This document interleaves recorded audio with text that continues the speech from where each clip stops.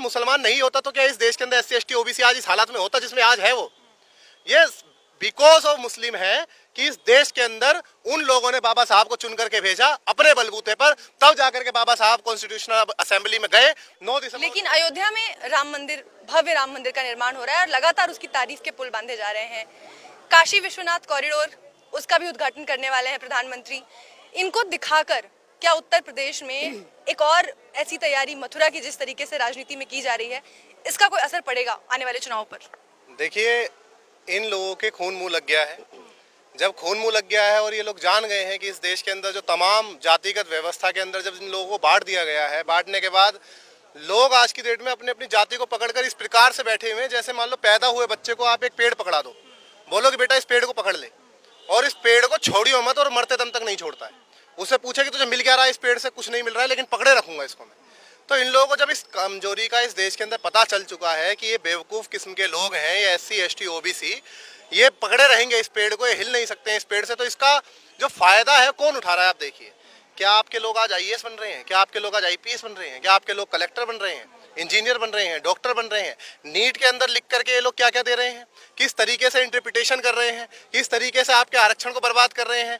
मतलब आप ये देखिए कि एक व्यक्ति जिसने कभी जिंदगी में हाथ में बल्ला नहीं पकड़ा है, बैट बल्ला जिसे कहते हैं, वो जाकर के BCCI का हेड बना दिया जाता है। कौन सा आरक्षण है भाई वहाँ पर? एक व्यक्ति जिसने कभी एक मंत्रोच्चारण नहीं करा है, वो जाकर के बड़े बड़े मंदिरों का पुजारी बना दिया जाता है। अभी कौन सा आरक्षण है वहाँ पर? एक व्यक्ति जिसकी सोर्स लगती है, जो कभी स्कूल नहीं गया है, वो सीधा जाकर के कलेक्टर, इंजीनियर, डॉक्टर बन जा रहा है। किसकी सोर्स है वहाँ पर? कौन सा आरक्षण के तहत वो वहाँ पर जा रहा है? तो ये हमारे लोग जो हैं, ये बेवकूफ़ लोग हैं। वो गलती उनकी नहीं है, वो तो इंटेलिजेंट लोग हैं। बेवकूफ़ लोग हमारे लोग हैं। अगर इन बेबुद्धि के लोगों को ये बोलने लग जाए कि भैया तुम अपनी जो जाति है ना, जिस पेड़ को तुमने पकड़ रखा है, इसे अलग फेंक दो, इनसे वो नहीं होगा। इन्हें लेंगे तो इनके संगठन बनेंगे, इनकी खुद की जातियों के संगठन बनेंगे, तथाकथित जाटव, तथाकथित वाल्मीकि, तथाकथित मतलब जितनी भी जातियां हैं, SC ST OBC जितनी भी हैं, आप इन चीज़ों को पकड़ करके रखेंगे। आप इतना नहीं समझ पा रहे हैं कि आपके पास संसाधनों में कितनी हिस्सेदारी है। 20-20 गज के मकानों में आप रहते हैं, गंदी गंदी नालियां आपके अगल बगल बहती हैं, आपकी औकात 1 रुपए की नहीं है देश के अंदर। जो मर्जी आपकी बेटी को पकड़ करके बलात्कार कर देता है, उसके बाद रात को प्रशासन उसको 2 बजे जिंदा जला देता है। आप अपने आप को समझ ही नहीं रहे, आपकी अपनी एक इंडिविजुअल आइडेंटिटी नहीं है क्या? उसके बाद फिर जब हम बातें हैं इस हिंदू और मुस्लिम वाली बातों पे, तो इनको सबको हिंदू बनाना होता है। अरे आप बनाइए ना हिंदू, सबको बनाइए हिंदू। तो जो एक हिंदू जो 5000 गज की कोठी में रह रहा है, और एक हिंदू जो 50 गज का मकान भी नसीब नहीं है उसको, एक हिंदू जिसमें 500 बीघे की जमीन है, एक हिंदू जिसे 5 बीघे का भी पट्टा नहीं है, 5 बीघे बहुत ज्यादा बता रहा हूँ, 500 गज का भी पट्टा नहीं है खेती का उसका, फिर किस प्रकार का हिंदू हिंदू है? ये मेरे को नहीं समझ में आ रहा है। भूखे 20 करोड़ से ज्यादा लोग, ये मेरा सर्वे तो नहीं है, ये तो सरकारी सर्वे है, 20 करोड़ से ज्यादा इस देश के अंदर लोग भूखे सोते हैं, है ना? तो आप इन लोगों के जो मुंह, जैसे कुत्ते को एक खून मुंह लग जाता है ना सर मैम, उस तरीके से इन लोगों को खून मुंह लग गया है। अब इनको पता है कि इन सबको डरा लो कि मुसलमान ने आपका नुकसान करा, मुसलमान ने ये करा, मुसलमान ने वो करा, और ये लोग बहक जाएंगे। सोशल मीडिया पे 5-5 हज़ार लोगों की टीम इन लोगों की IT पर प्रोपागेंडा को स्थापित करती है। उसके बाद आप ये देखिए कि अगर मुसलमान नहीं होता तो क्या इस देश के अंदर SC ST OBC आज इस हालात में होता जिसमें आज है वो? ये बिकॉज ऑफ मुस्लिम है कि इस देश के अंदर उन लोगों ने बाबा साहब को चुन करके भेजा अपने बलबूते पर, तब जाकर के बाबा साहब कॉन्स्टिट्यूशनल असेंबली में गए। 9 दिसंबर 1946 को पहली मीटिंग हुई। उसके बाद लगातार बाबा साहब ने रात दिन एक करके 7 लोगों की जो टीम ड्राफ्टिंग कमेटी की बनाई थी, उसमें से 6 लोगों, कोई बीमार हो गया, किसी ने छोड़ दिया, किसी ने कुछ कर दिया, इस प्रकार से था ना, इस तरीके से। ये तो ऐतिहासिक बातें हैं ना, ऑन रिकॉर्ड है ना सब कुछ, मैं तो गलत नहीं बोल रहा हूँ इसमें।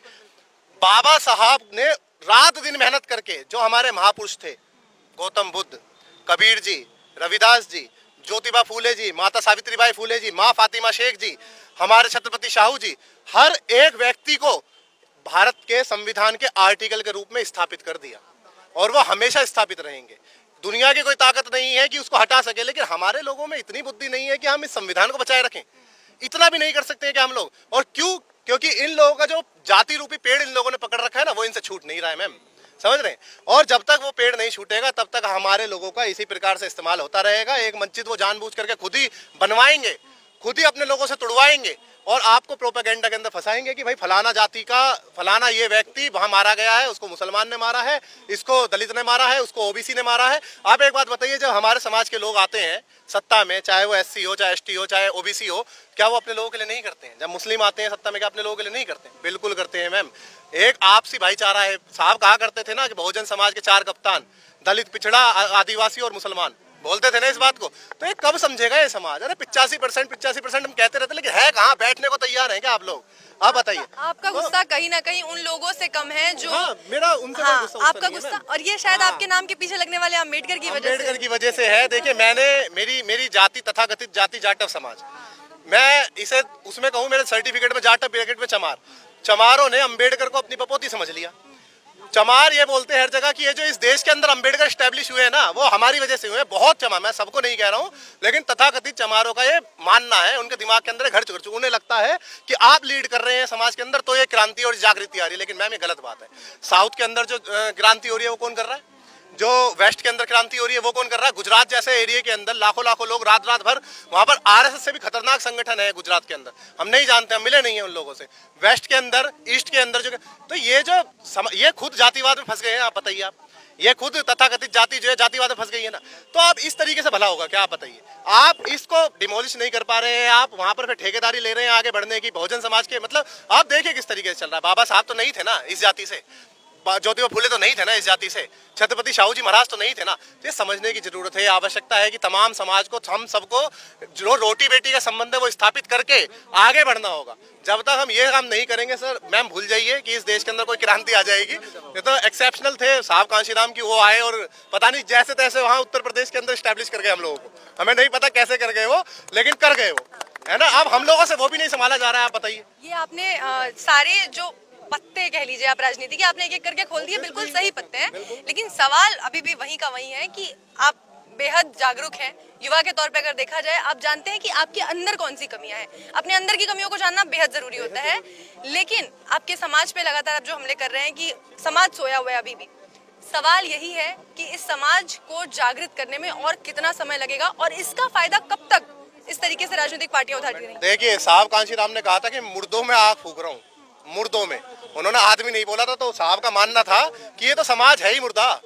भाई एक बात बताइए, जिस समाज के अंदर इतनी बुद्धि नहीं है कि वो पास्ट में सम्राट अशोक का वंश नहीं समझ पा रहा है, जो समाज ये नहीं समझ पा रहा है कि हम लोग पूरे रूल हुआ करते थे मौर्य वंश से, हम लोग पूरे प्रॉपर एक इस देश के जो मूल निवासी थे, तो हम लोग वो हुआ करते थे और हम लोगों ने इस देश को रूल किया था। तो वो जब समझ ही नहीं पा रहा है तो आप मुर्दे ही हुए ना, मुर्दे हुए ना। अब हम जैसे जो पागल प्रकार के लोग हैं, जो कभी भी मतलब अपनी किसी, मेरा सरनेम आप जानती होंगी मैम, अम्बेडकर है। क्यों है? मैं फूले लगा लूंगा अपने नाम के आगे, मैं अपनी माँ का नाम लगा लूंगा, मैं अपने गुरु का नाम लगा लूंगा, लेकिन मैं कभी अपनी जाति का नाम नहीं लगाऊंगा मैम। क्योंकि इस जाति ने ना मेरा बहुत नुकसान करा है, मेरे पूर्वजों का बहुत नुकसान करा है। मैं इस जाति को कभी नहीं मान सकता। मैं इस जाति रूपी जो समीकरण है, मैं इसको धराशायी करता हूँ। मैं अपने व्यक्तित्व में भी, मैं अपने जीवन में भी, और मैं मरने के बाद मैं अपनी संतानों को भी ना यही कहकर जाऊंगा कि मेरे भाई, ये जो जाति है ना, इसको डिमोलिश करना है, मैं एनिलेट करना है इसको, कैसे भी करना है। यही तो बाबा साहेब चाहते थे, और आज उनके महापरिनिर्वाण दिवस पे अगर आप ऐसी बातें कर रहे हैं तो उन्हें कहीं ना कहीं ये बहुत सुकून मिल रहा होगा।